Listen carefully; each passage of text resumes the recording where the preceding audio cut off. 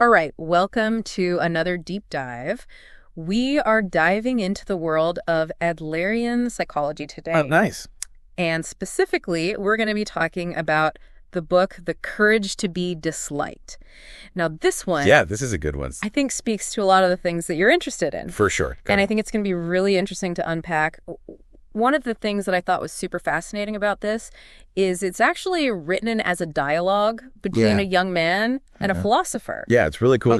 So we're listening in on their deep dive. eavesdropping on their deep dive into Adlerian psychology. Exactly, yeah. It's Yeah. a really cool format. I Yeah. think it makes it really accessible and interesting to read. Yeah. And it's kind of cool. Like, Adler himself was very much like Socrates. Oh. He very much believed in teaching through dialogue. Oh, interesting. And so it's kind of cool that the book is written in that same way. And one of the first things they talk about, like right out of the gate, is this idea that people can change. Okay. And people can find happiness. No, that is... Which is like, very different from a lot of other schools of psychology. Yeah. Where it's very much like, oh, you're stuck with your past and Yeah. your past traumas and all of that. Yeah, determine who you are. Adler was very much like, no, you can change and you can find happiness. You have the power to do that. So you're saying it's not like your past determines your future.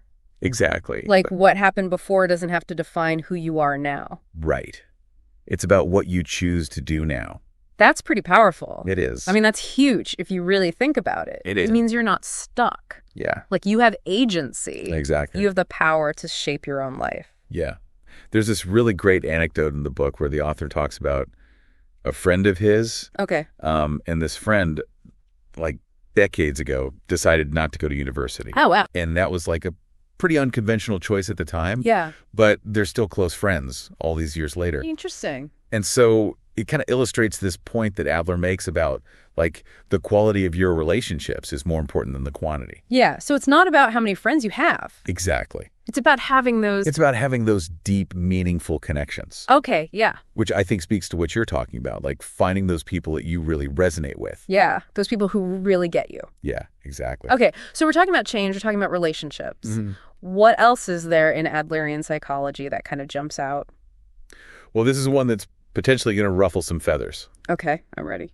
Adler says trauma does not exist. Wait, hold on. Trauma does not exist. Yeah, that's a pretty bold statement. That's a very bold statement. Right. And I think it's important to understand what he means by that. Okay, so let's unpack that a little bit. Because I'm sure there are people listening right now who are like, what?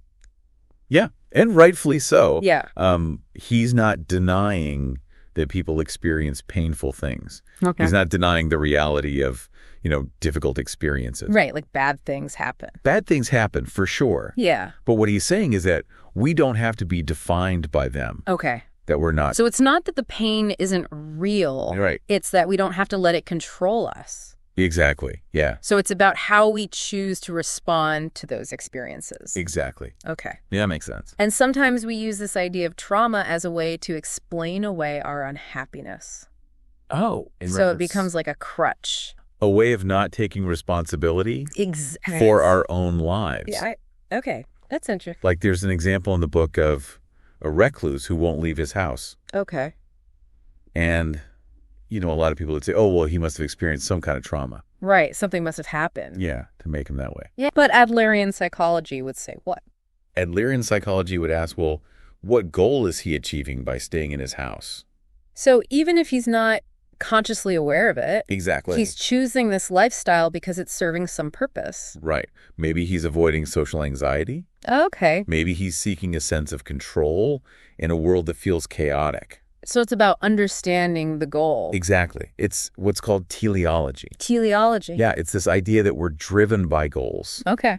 not just pushed around by our past. So it's not just about what's happened to us. It's Yeah. about where we're trying to go. Exactly. Interesting. Yeah. And that applies to our emotions, too. Our emotions. How so? Adler saw emotions as tools. Tools. I'm not sure I follow. So think about it this way. The book gives this example of a mother who's on the phone. Okay. And she's like yelling and screaming. She's really angry. I can picture it. Right. But then another call comes in. Okay. And she answers it totally calmly, like she flipped a switch. It's like, okay, where did that anger go? That's wild. And the book even says you did not fly into a rage and then start shouting. It is solely that you got angry so that you could shout. So she was using her anger to get what she wanted. It was a tool to control the conversation. So we choose our emotions. That's a pretty radical idea. It is, but think about it. We do it all the time. I guess you're right. Like when we force a smile, even when we're feeling down. Exactly. Or when we try to stay calm in a stressful situation. So it's not that the emotions aren't real. Right. It's that we have some control over how we express them. Yeah. And Adler believed that understanding this was key to personal growth. Okay, I can see how that would be helpful. Right. Because if we can see our emotions as tools, then we can start to ask ourselves. Yeah, what am I trying to achieve with this emotion? Exactly. Is there a healthier way to get there? Right. Okay, that makes sense. And it all ties back to this idea that Adler was really focused on the present moment. He was very much like, the past is gone, the future's uncertain. Right. But what we do now is what matters. That's what shapes our lives. I love that. Yeah. And it reminds me of this great quote from the book. The important thing is not what one is born with, but what use one makes of that equipment. Ooh, that's good. Right. It's not about where you start. Mm-hmm. It's about what you do with what you've got. Yeah. So empowering. It is. Okay, so we've talked about change. We've talked about relationships. We've talked about emotions as tools and the importance of the present moment. What else is there? This is fascinating stuff. Well, there's this other concept that I think is really important, but it's a little bit challenging to wrap your head around. Okay, hit me with it. Okay, so Adler says, unhappiness is something you choose for yourself. Whoa, okay. Yeah, I know it's a big one. That's a big one. But before you get defensive, let's dive into what he actually means by that. Yeah, I'm intrigued. Because it's not about blaming people for their suffering. Okay. It's about recognizing that we often develop these unconscious patterns that lead to unhappiness. Oh, interesting. Yeah, and it's not always easy to see those patterns, especially when we're caught up in them. Yeah, for sure. The book gives this example of a woman with a fear of blushing. Okay. And so she avoids social situations. Oh, I see. She doesn't put herself out there because she's afraid of blushing. Right, which is totally understandable. Yeah, but Adlerian psychology would say that she's choosing this unhappiness. Because it's serving some kind of purpose. Exactly. Even if she's not consciously aware of it. Right, it might be protecting her from rejection or keeping her from feeling vulnerable. So her fear is real, but it's also a way to avoid something. Precisely. Wow, that's deep. It is. So how do we break free from these unconscious patterns then? That's the million-dollar question, right? And it starts with awareness. Okay. We need to explore our fears, understand their purpose. And then what? And then consciously choose a different path. So it's about making a choice. Exactly. Even if it's scary. It takes courage. It does. The courage to face our fears, to challenge our assumptions. And to be disliked. Exactly, to be disliked. That's the title of the book. That's the whole point. Okay, so we've covered a lot of ground here. We have. Just in this first night of dialogue from the book. It's a lot to take in, but I think it's really powerful stuff. It is. And there's so much more to explore. There is. Like those feelings of inferiority that Adler talks about. Oh, yeah, that's a big one. But we'll have to save that for next time. Sounds good. Because I think we've given everyone enough to chew on for now. Yeah, definitely. So until next time, keep diving. Keep diving. It's funny, isn't it, how, like, especially these days with social media, it's like we're constantly bombarded with images of other people's successes. All the time. It's so easy to fall into that trap of comparison. Right. And, feeling less than. Totally, yeah. And this is what Adler called the feeling of inferiority. Okay. And he believed it's a universal human experience. So you're saying we all feel it to some degree? Walking around feeling inferior. To some degree, yeah. Well, that's not a very good feeling. No, it's not. How can we possibly be happy if we're always feeling less than? Well, that's where it gets interesting. Oh. Adler differentiated between healthy feelings of inferiority and what he called the inferiority complex. The inferiority complex. So the feeling itself is natural. Okay. You see someone accomplishing something you admire, and it can inspire you, motivate you. Right, like, oh, I want to do that too. Exactly. Oh, I want to be more like that. It can push you to grow. Okay.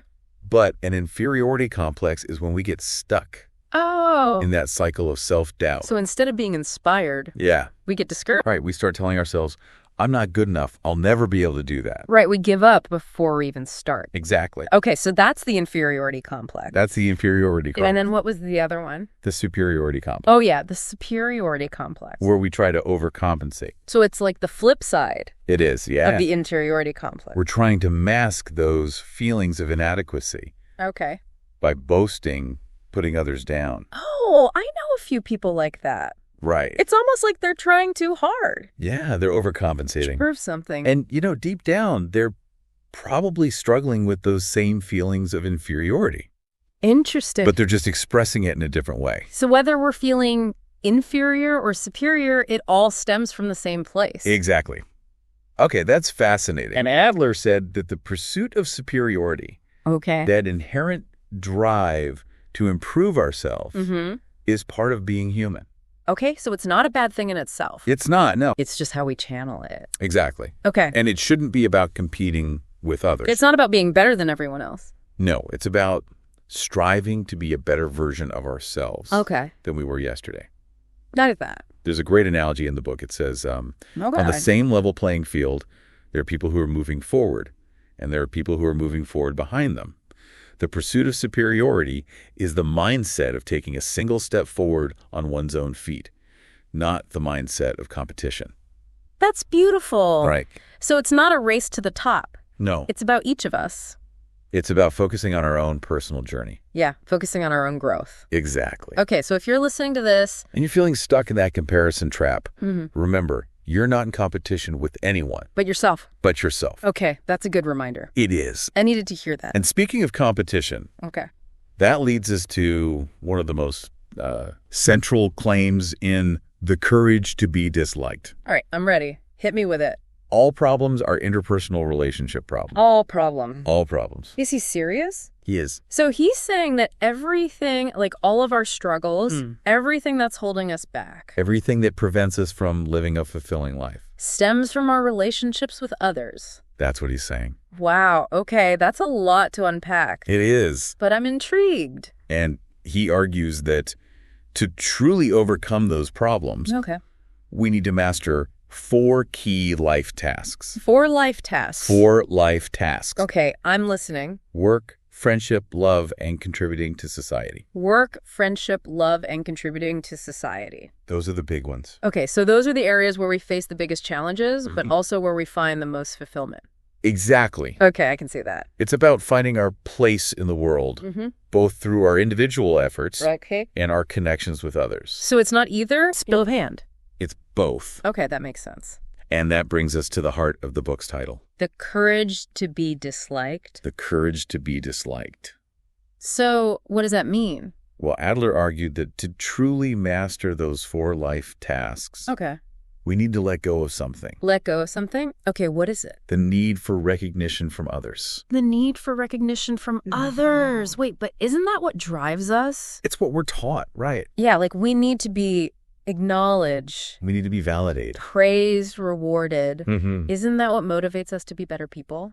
It can, but it can also hold us back. Okay, how so? Because when we're constantly seeking approval from others, we're not being true to ourselves. Oh, I see. We're living for them, not for us. Okay, so it's about finding that balance. It is. Between being true to ourselves and also wanting to be accepted by others. Exactly. Okay, that's tricky. It is tricky. So how do we do that? How do we find that balance? Well, the book gives this example of a young man who's trying to choose a career path. But it's going against his parents' wishes. Oh, that's tough. It is. Especially with Asian parents. Yeah, especially. So he's torn between what he wants and what his parents want. Exactly. And that's where the courage comes in. It does. The courage to be disliked. Right, to say, this is what I want. This is who I am. Even if it means disappointing you. Oh, that's powerful. It is. And scary. It can be. But also liberating. Exactly. Okay, I'm starting to see how all of this connects. Yeah. The courage to be disliked, the separation of tasks. Right. It's all about building healthy relationships. Healthy and fulfilling. Yeah. Based on mutual respect and freedom. Okay. And that freedom leads to a sense of belonging.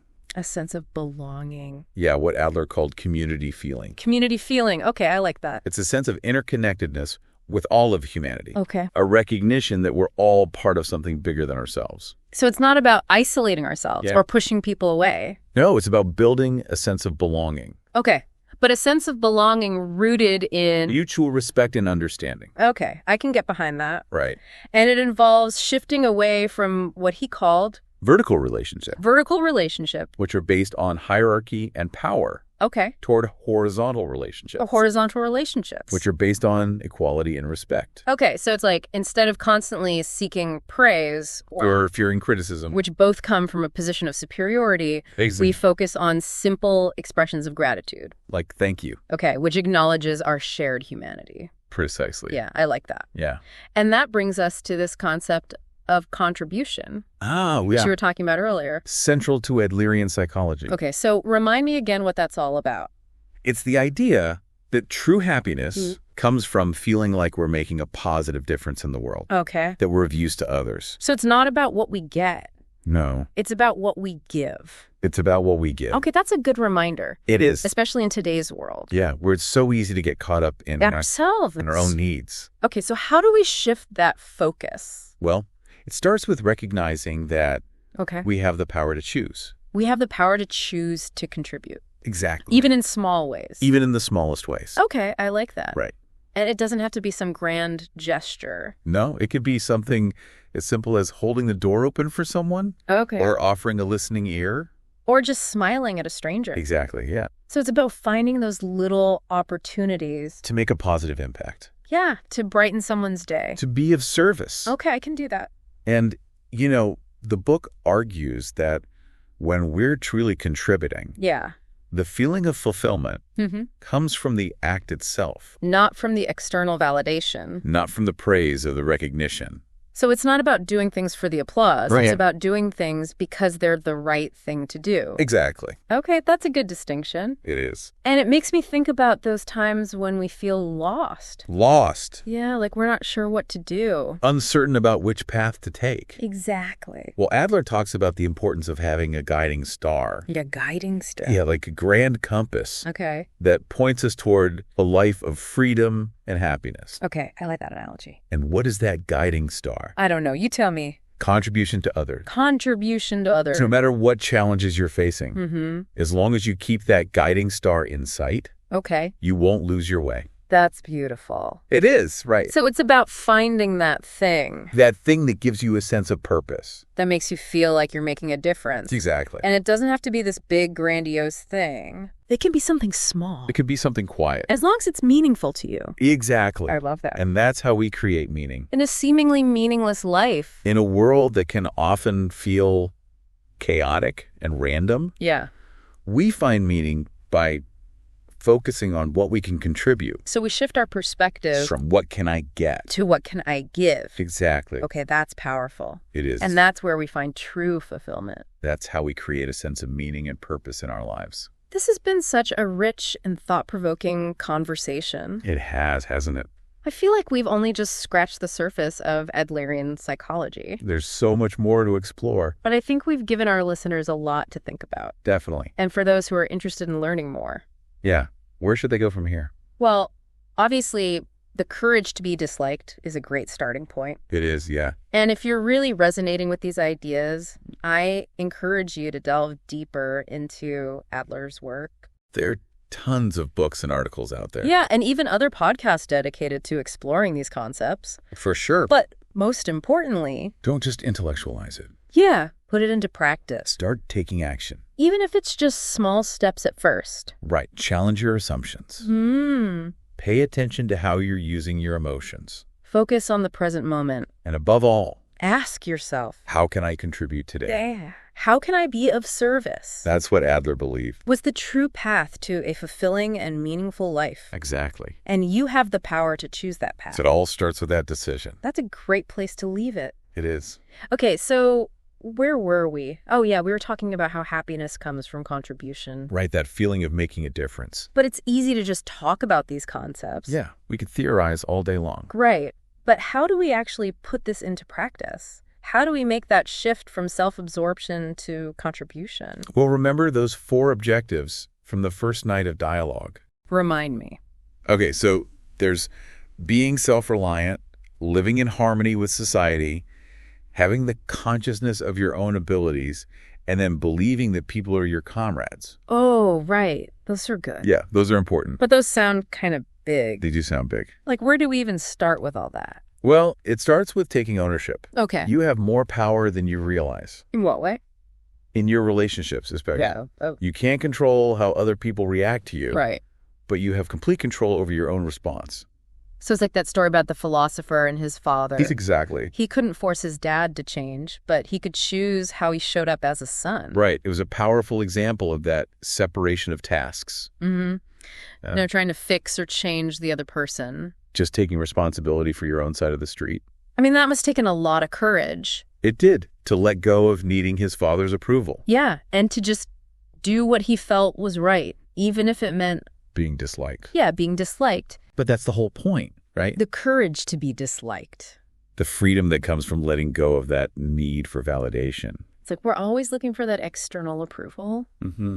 Instead of looking within. Right, and that can be so freeing. It can. To just focus on what you can control. Yeah, on doing what you feel is right. In the present moment. Oh, yeah, that's another big one, right? It is. Adler was really adamant about that. Yeah, living in the present. Not dwelling on the past, not worrying about the future. But being here now. Exactly. And I think that ties into what we were talking about earlier. About the life lie. Yeah, the life lie. That idea of postponing life. It's like, I'll be happy when I get that promotion, when I find the perfect partner. But we're never really present. Always striving for something in the future. So how do we break free from that? How do we find happiness now? Adler would say, happiness is the feeling of contribution. Right. It's not about achieving some big goal or waiting for things to be perfect. It's about finding ways to be of service, to make a difference however we can. Even in small ways. Exactly. Even in the smallest ways. Man, this is a lot to process. It is. But I think it's really important stuff. Me too. And I hope our listeners are finding this helpful. I hope so. And if they are, they can always... delve deeper. Delve deeper, exactly. The courage to be disliked is a great place to start. And there's lots of other books and articles out there. Yeah, and even other podcasts. For sure. But most importantly... don't just listen. Take action. Put these ideas into practice. Even if it's just small steps at first. Yeah, challenge your assumptions. Pay attention to how you're using your emotions. Focus on the present moment. And above all, ask yourself... how can I contribute today? How can I be of service? That's the key. Well, on that note, I think we're going to wrap things up. It's been a pleasure. Thank you so much for joining us for this deep dive into Adlerian psychology. It's been fun. We hope you found it as insightful and thought-provoking as we did. Yeah, thanks for having me. And to all of you listening, keep exploring, keep questioning, keep diving. We'll see you next time. And see you next time.